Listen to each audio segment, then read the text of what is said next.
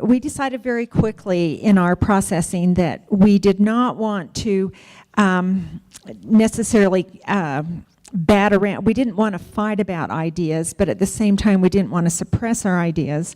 And so we decided that using an autoethnographic approach would be the very best way to get about different ideas about leadership development. And so we realized that we had the perfect sample here. We have 8 women representing 3 different countries.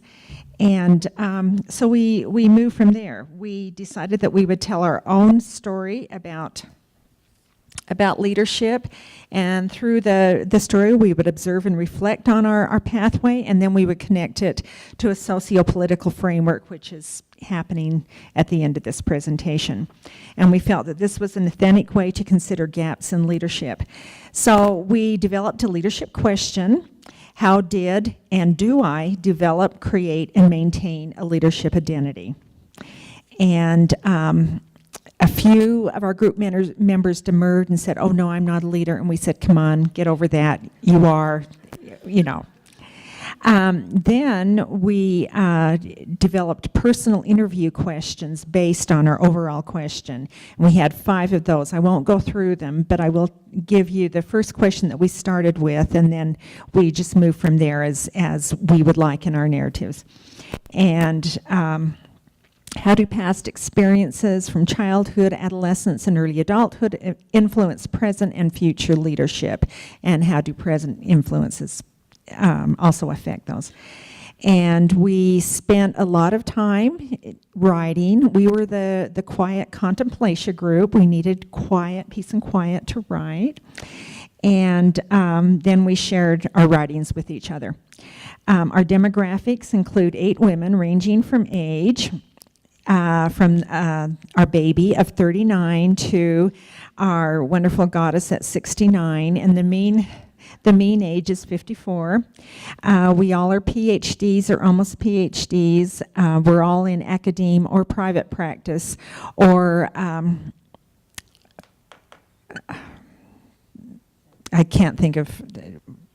Anyway, it left my mind. I didn't put it down, and it left my mind. We all have had very extensive life experience in leadership in different domains, and so some more extensive than others, but it really did help to inform what we wanted to say, particularly as we moved then into the young and middle adult aspect of leadership. 6 were reared in the United States and still live in the United States, 1 in New Zealand, 1 in Canada, by way of Paraguay. And let's see. So I think that is it. And now what we're going to do is to have 3 group members talk about the themes that arose from our leadership, from our introspective leadership process. And then we're going to have 2 of our group members talk about the models that we came up with.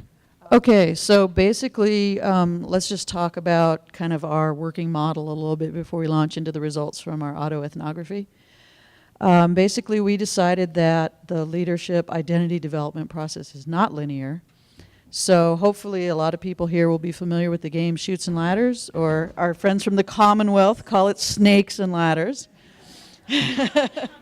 So what we thought was, you know, as you progress in developing your identity as a female leader, that, you know, sometimes, although the model that we're going to talk about applies in all the different stages, sometimes something happens and you hit one of those snakes and you slide back a little bit. And sometimes you have a ladder. Maybe you've got a great mentor or something, and you get to climb up the ladder and advance more quickly.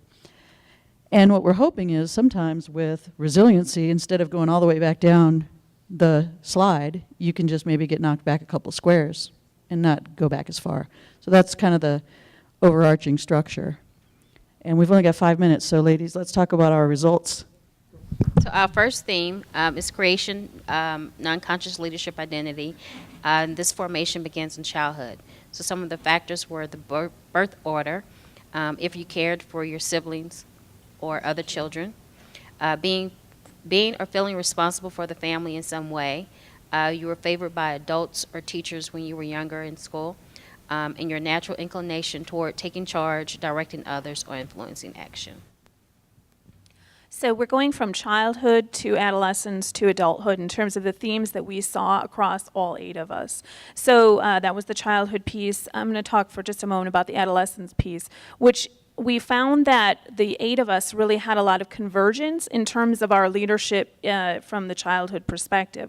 Then what we found is as we looked at our collective across adolescence, we found that some of us continued the leadership that we had started and were very similar in our approach in adolescence with leadership, and others of us really subverted leadership in adolescence, and we found that those of us who maybe were strong leaders as children then moved into adolescence and became less leaderly, and that we found that peers really influenced whether or not we move forward in terms of our leadership, and now adulthood. So some of the themes.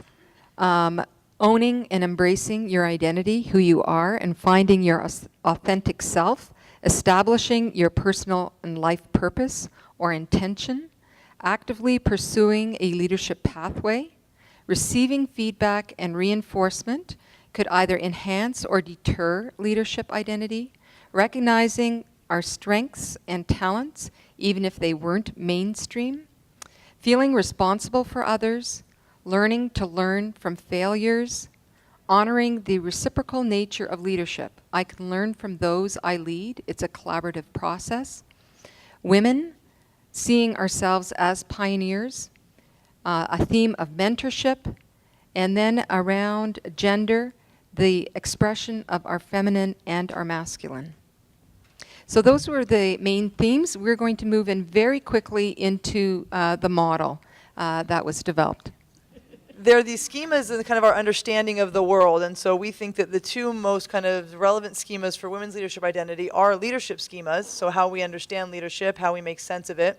That can be from role models, mentors, leadership examples, political figures, theory that we know or understand, and then gender schemas, which is our understanding of what it means to be a woman for each one of us, and that is a little different. What it means to express our femininity and our masculinity, what women are allowed to do or not allowed to do, and all of those sort of pieces and understandings really impact then the right side over here, which drives more of our actions. Then we talked about what we learned from practice. And from the time we were really little girls, we all had tons of examples of times that we'd practiced leadership. And what do we think of our practice? How successful do we think it was? That's one of our feedback loops. And another one is how do other people respond to our leadership? We had ranged from being called little Hitlers and very bossy to people being very anxious to follow what we were doing and what you learned from those kinds of experiences. And that progressed all the way through life. And we had the many times when we practiced something that didn't work very well and got knocked back on our chutes and ladders and had to gain the confidence again. So we talked about feedback that comes both from others and our own self-reflection on what we've done. And then the social identities and the personal identity is just essentially that, the social stereotypes, kind of our race, our socioeconomic status, culture, religion, all those factors that impact us. And then personal identity is more the personal pieces, so our authenticity, character, values, our natural inclination to lead or not lead. And the feedback piece was really an important one because we all noticed that what we got received, either the voice in our head or the voice from everybody else, really impacted us, and that's how we would develop resilience. Done.